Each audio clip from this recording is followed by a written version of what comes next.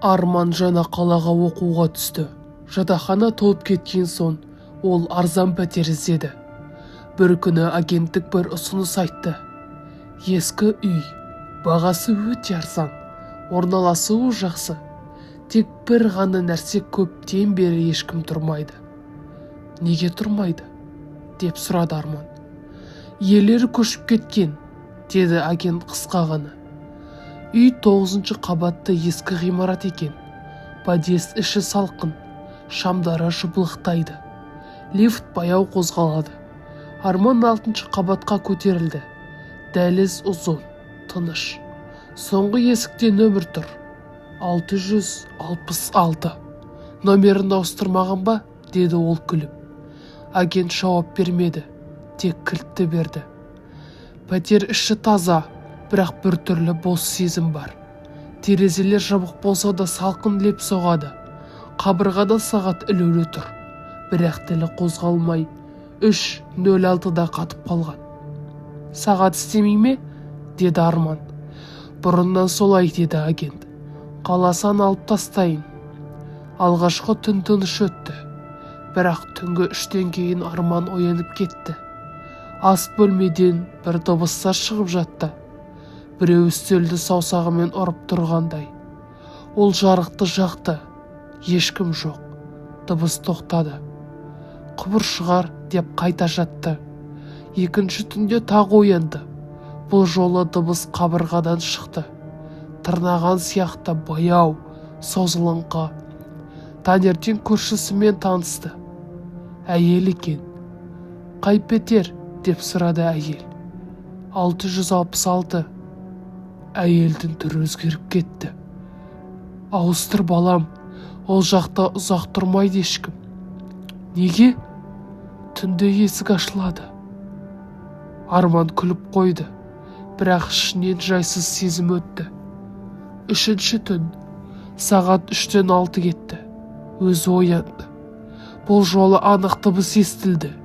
Дәліздегі қадам, баяу, сүйретілгендей. Ол есіктің көзіне қарады. Дәліз бос, бірақ дыбыс нақ естіліп тұр. Тура есігінің алдына тоқтады. Тұтқа сәл қозғалды. Арман демін ішіне тартты. Жел деп өзін жұбатты. Бірақ подъезде жел болмайды ғой. Сол сәтте телефонына хабарлама келді. Бейтаныс нөмерден. Есікті аш деген жазумен. Ол тонып кетті. Ешкімге нөмерін бермеген сияқты еді. Жауап жазбады. 1 минуттан соң тағы хабар. Мен үйдемін. Арман жарықты түгел жақты. Барлық бөлмені тексерді.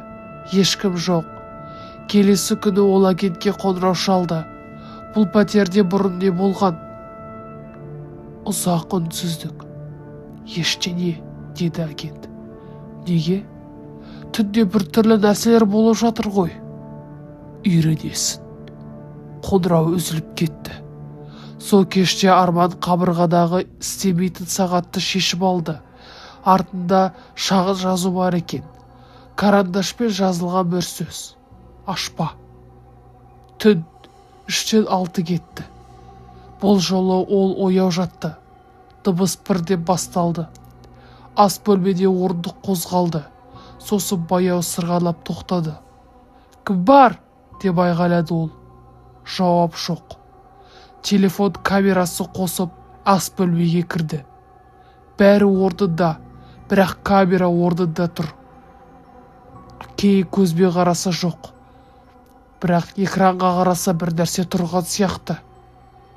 Арман шегініп кетті. Камерадағы қарадақ басын бұрды. Телефон өшіп қалды. Дәлізден сыбыр шықты. Бір күбірлеген дауыстар. Ол есікке қарай жүгірді. Есік жартылай ашық тұр. Ол оны жапқан еді. Дәліз шамы жыпылықтап тұр. Ал есіктің сыртқы бетінде біреу тырнап жасып кеткендей белгі бар. 666. Келесі күні көрші әйел тағы жолықты. Түнде шықтым ба? Деді. Жоқ. Дұрыс, бұрынғы жігіт шыққан, қайтып кірмеген. Не дегеніңіз? Бейнекамерадан көрінген. Түнгі 3-тен 6 кеткенде өзі есік ашып, біреуді кіргізгенде шегінген. Бірақ дәлізде ешкім болмаған. Арман сол күні көшем деп шешті. Заттарын жинады. Соңғы түн, ұйықтамаймын деді. Сағат 3-тен 6 кеткенде есік өзінен ашылды. Дәлізден қараңғы көрінді. Ішкі суық ауа кірді. Сосын қадам, біреу кірді. Бірақ ешкім көрінбеді. Тек еден дыбысы. Ас бөлмедегі орындық өзі жылжып, үстелге қарады. Қонақ отырғандай.